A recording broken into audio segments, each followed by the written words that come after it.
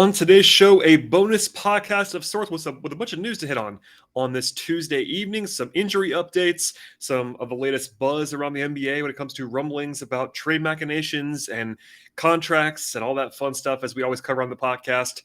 Again, bonus episode, short little quick one here, talking about all kinds of stuff that's relevant in the Hawks space, and we are only 8 days away from the NBA draft, so stay tuned. Coming up, all of that and more on the show. You are Locked On Hawks, your daily Atlanta Hawks podcast.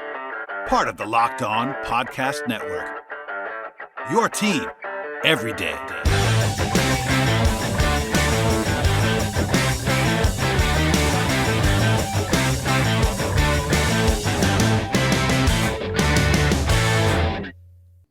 Hello, friends. Welcome to episode 1260 of the Locked On Hawks podcast. I am your host, Brad Rowland, coming to you on a Tuesday evening for a bonus/pseudo-emergency podcast. Second time today on the show, a little bit shorter than usual, but there was enough news pile up and rumblings pile up and all this fun stuff to hit on, and I sort of took a poll on Twitter. More often than not, people wanted to hear another quick one today, and I had some time, so here we are on the podcast. I do want to say at the top of the show, before we get into some interesting news stuff on the podcast today, some player stuff that I want to plug, player capsules with Glenn Willis, talking about Kevin Huerter earlier today. Yesterday, on Monday, I talked with Glenn about Clay Capella.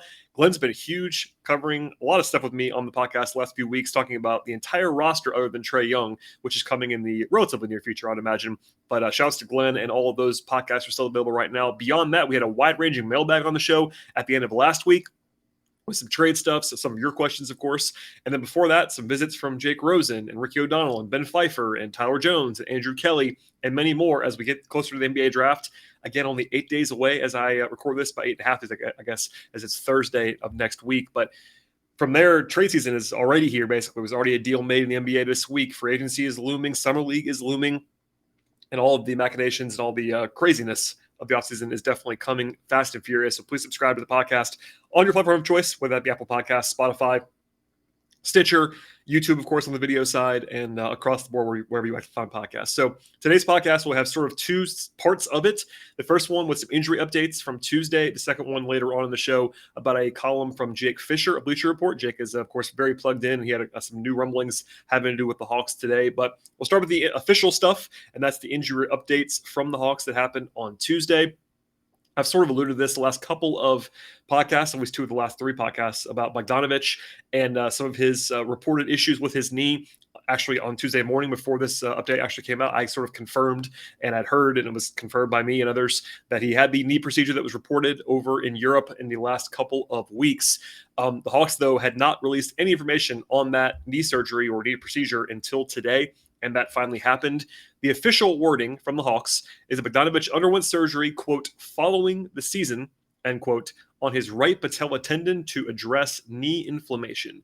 And the rest of the statement was that he will be expected to rehab over the offseason and is expected to make a full recovery, quote, in advance of the regular season, end quote. So this is the Hawks basically saying very little. They announced that he had the surgery, which they don't typically have to do. In fact, in previous years, the Hawks have had some guys have some stuff done that they never actually announced. But this time around, I got enough attention because of Eurobasket and other things with Bogdanovic that they kind of probably had to. And they did not say when the surgery occurred. That's important to kind of point out from this release by the Hawks. Nor did they say an official timeline for his recovery. Now, they did say the regular season would be sort of a dividing line here. That's about 4 months away right now, mid-October, basically. The dates are not official just yet, but I basically have to assume mid-October always with the start of the season in its normal form. So keep that in mind. As far as takeaways beyond that, of course, this is not great news for Bogey, even if we kind of knew that was going to happen on some level already with the buzz that was out there and the knee stuff that was sort of bothering him during their playoff run. At the same time, he's had some knee issues now a couple years in a row, and he's actually going to be 30 pretty soon in August. A lot of miles on those tires. As a reminder, he was a pro for a long time in Europe before he came over to the league. So obviously not a hugely long career in the NBA so far, but a guy who's played a lot of basketball at the highest levels. And 30 isn't over the hill, but it's not like he's a strapping young guy either. So I did a full deep dive with Glenn on the show about Bogdanovic's player availability and the way that he plays and offense and defense. That stuff is definitely readily available on that show. I won't do a lot of that here on this podcast. But to put a point on it, any trade rumblings with Bogdanovic probably have to be a little bit less likely now with his procedure and that likelihood. Now, At the same time, teams will trade for a guy who is injured, especially if they're on track to be back and medical information is able to be shared by the team. So not crazy at all. He can still be moved, but maybe a little bit less likely. And also, it has to be said that he's been a really important piece of their team offensively. He's been their number 2 perimeter scorer the last couple of seasons. And obviously he's had some help stuff. He's not always been there. And defensively, he has slipped over the last couple of seasons, but still a dynamic shooter, a guy who can get his own shot, and would certainly be a loss for the Hawks if he's not the same player or if they were to move on from him. So a lot of stuff to get to on Bogey, but needless to say, not great news, and we don't have a ton of information at this point in time, other than hopefully he'll be back in the near future, but it's going to be a while before he's on the court, it looks like, at this stage. I was waiting for something on Bogey to come through, and that obviously happened today. There was another player, though, that actually was not waiting for anything to be dropped, but they actually attached this in the same release. The Hawks announced that Jalen Johnson, of course, the last year's first-round pick, underwent a non-surgical procedure following the season to address tendonitis in his left knee. Similar wording to Bogey in a lot of ways, but it's notably, it's not a surgery, it's a non-surgical procedure. That's a little bit less of a big deal in some respects.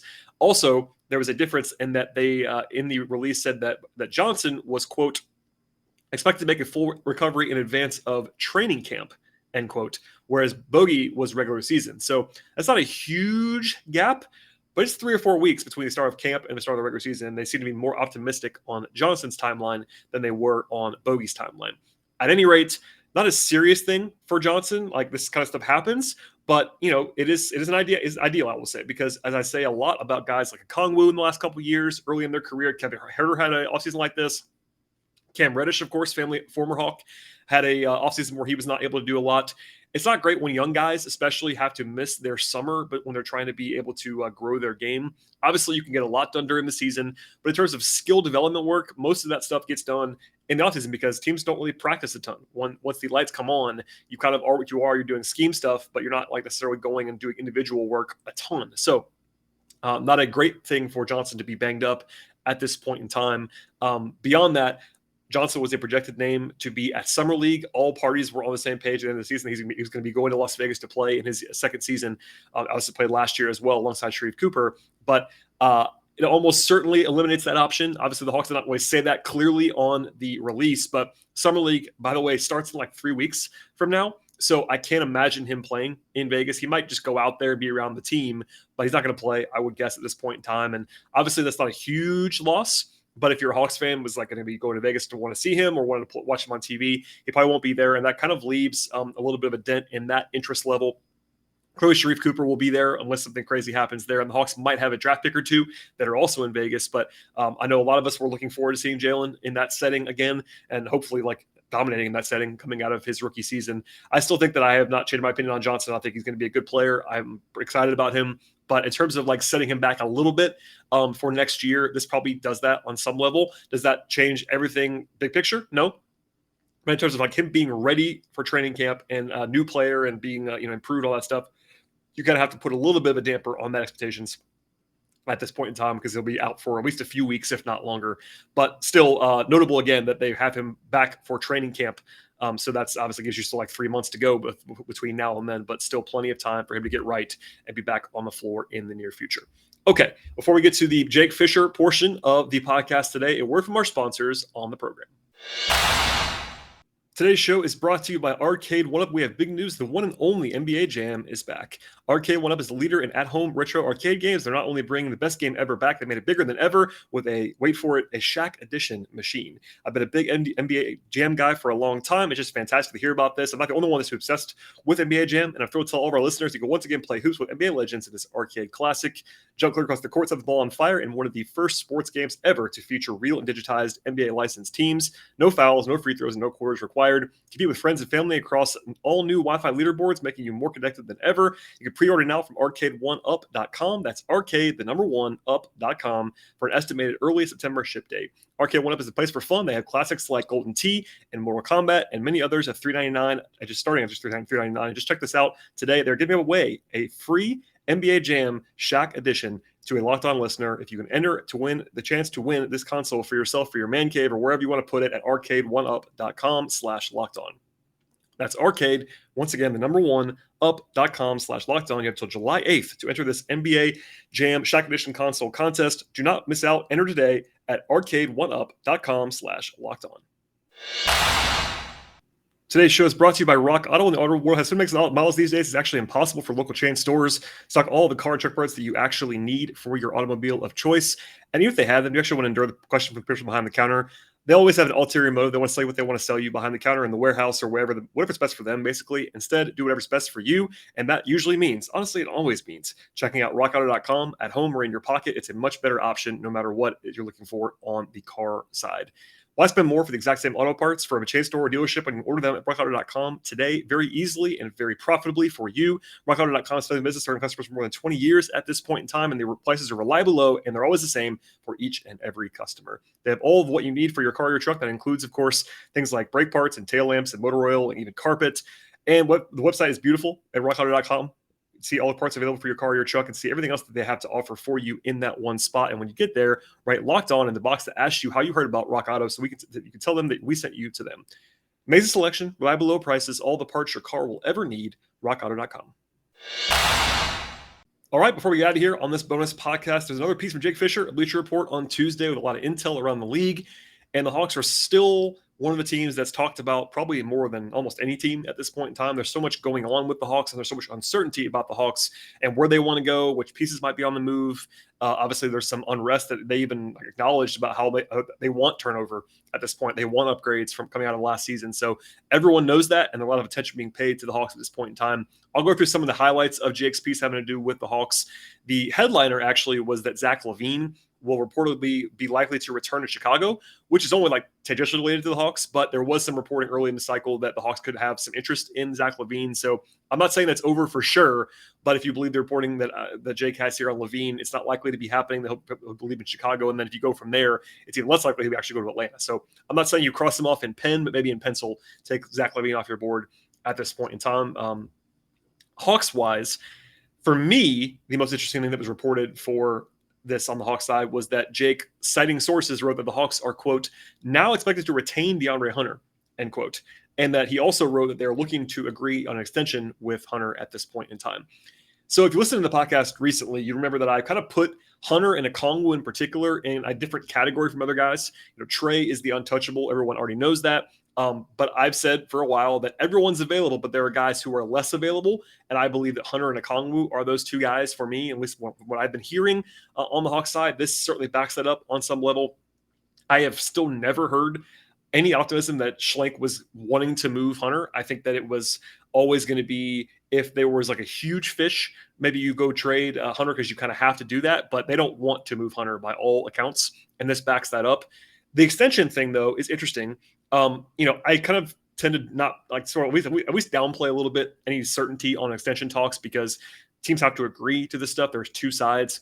And honestly, coming into the offseason, I thought it was pretty not unlikely, but it's not the greatest spot for an extension in my mind. On Hunter's side, you want to ask for the moon. If you are a former top 5 pick, you've had some flashes. You are the prototypical guy that everyone wants as a 6'8", two-way wing. Every team wants that. So you're looking for a ton of money to go ahead and lock in with the Hawks before you might have a breakout season if you're thinking on the Hunter side.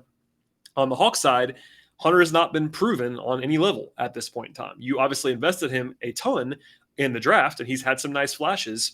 But, you'd be paying him a year early when you don't have to. And if you listen to the podcast for a long time, you're probably nodding along with me right now. But my general thing on extensions is that unless it's an absolute no-brainer max guy like Trae Young, for instance, which was one you had to do, for me, unless it's an absolute steal on the team side, I tend to not want to do that as a team. Now, Kevin Huerter did one a year ago. That was a good value for the Hawks. I don't think they absolutely had to do that, but that's the kind of deal where it's cheap enough and it's team control value enough to where it makes some sense on the team side. For Hunter, it's going to be more than that. I can't imagine him signing for what Huerter signed for.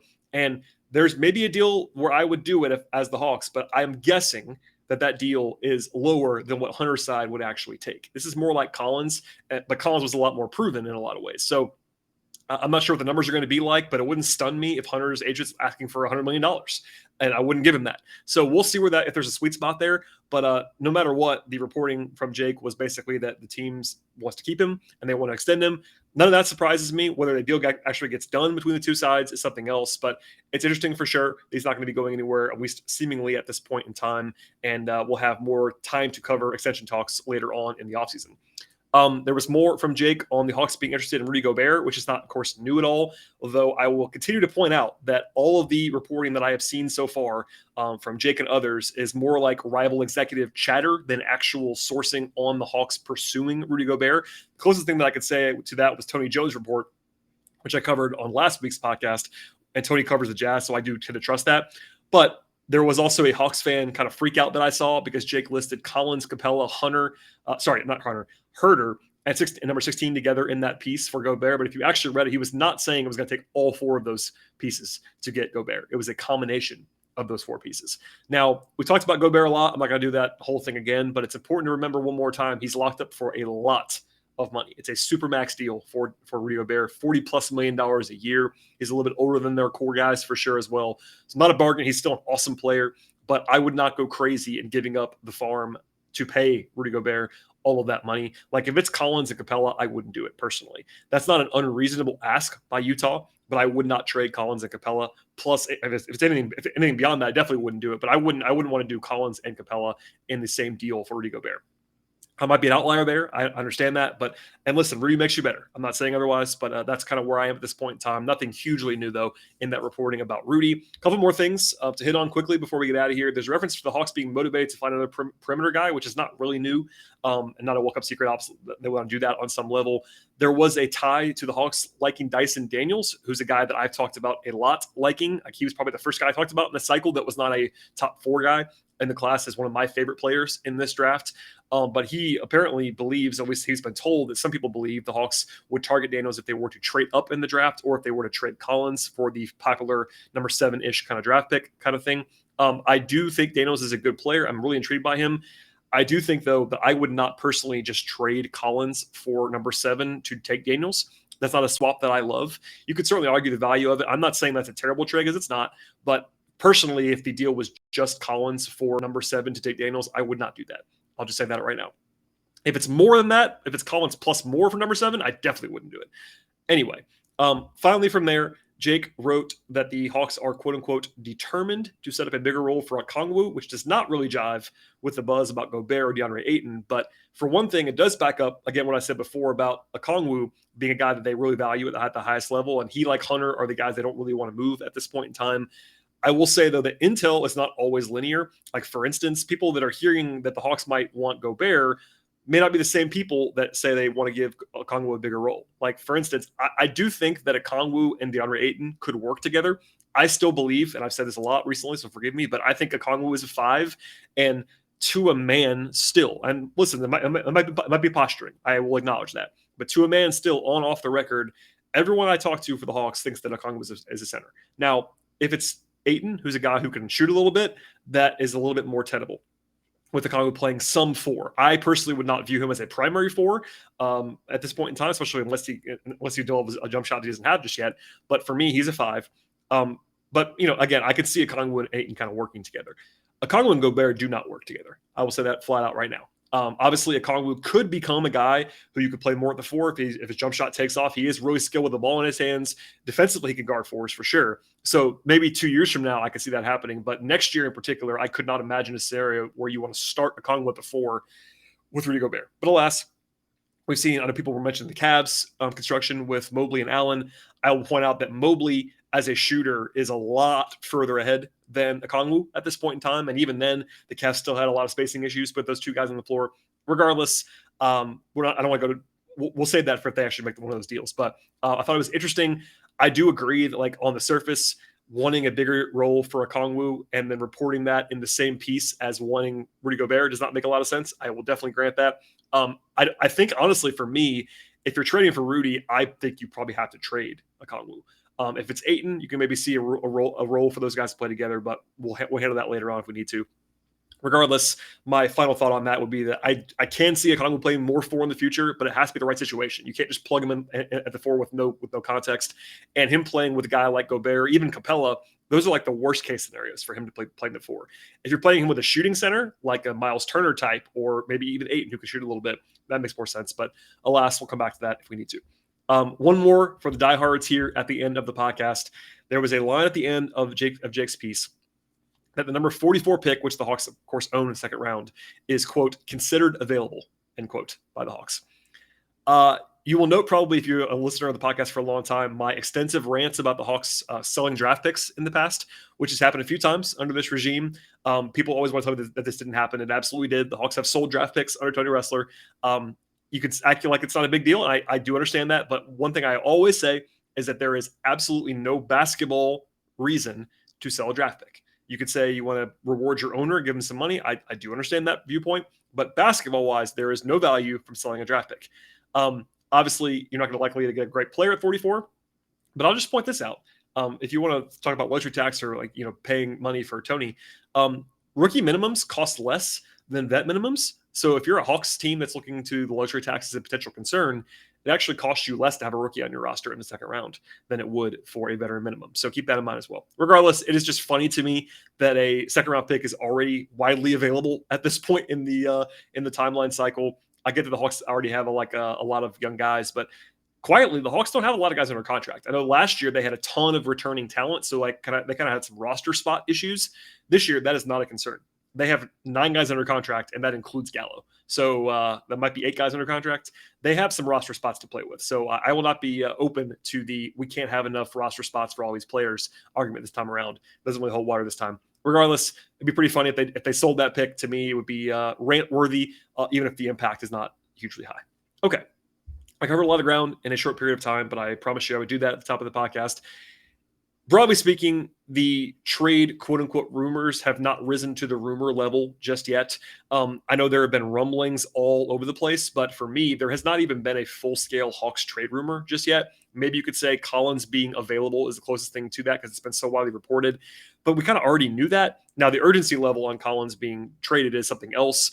I tend to kind of keep my guard up. The way I had somebody ask me this today, and the way that I would say this as a Hawks, thinking as a Hawks fan, I wouldn't take anything that I've heard too seriously at this point in time individually. Now, guys are available. I do think it would not be a surprise at all if they were to trade Collins. It wouldn't shock me at all if they traded Collins for a draft pick. But thinking that's definitely going to happen or like planning your life around that, I wouldn't go just that far at this point in time. And I don't know who needs to hear this, but a lot of the time when a deal happens, it's not been reported. It's not even been leaked out. So if the Hawks have not been linked to your favorite trade target just yet, that guy might still be available for them.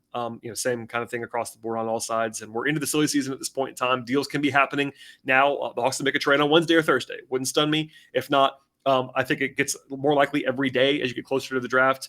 A lot of times, though, the moves don't happen until Thursday and even till the draft. Like if I'm the Hawks, and I want a guy in particular, let's just say at face value, the reporting on Dyson Daniels is correct. If the Hawks want Dyson Daniels, they should not make the trade for number 7 unless he is there, because that's the guy they want. If he goes at 6, you don't make the trade anymore. And especially with the way that Schlenk operates, he usually likes to fall in love with guys, and he'll identify a guy he wants, he'll go get him. If that guy that he is falling in love with is no longer available, you don't make the trade anymore. So a lot of those player for pick kind of deals don't happen until the draft, just because you might have someone that you particularly want, especially at the top end. If you're trading for a later asset, it's like you can't really settle on one player. If the Hawks were to trade back, all that stuff, I actually have a mailbag question I'm going to answer probably next week about trade back scenarios. And I quietly kind of like trade back scenarios for the Hawks, even if nobody else does, it seems at this point in time. But if it's a flat draft, as I kind of believe that it is, 16 going down a little bit is an off the radar option that could be pretty interesting. Anyway, that's a nice little tease for the future. But yeah, plenty of podcast content coming. I have already recorded a 2-part episode with Brian Schroeder that I'll be dropping at some point in the near future on the NBA draft. Brian is very smart on that stuff. I plan to have another guest or 2 beyond that, at least one more mailbag / my personal thoughts on the draft before the actual draft day comes. Then as soon as the draft happens, I'll have at least one show that night going into the weekend.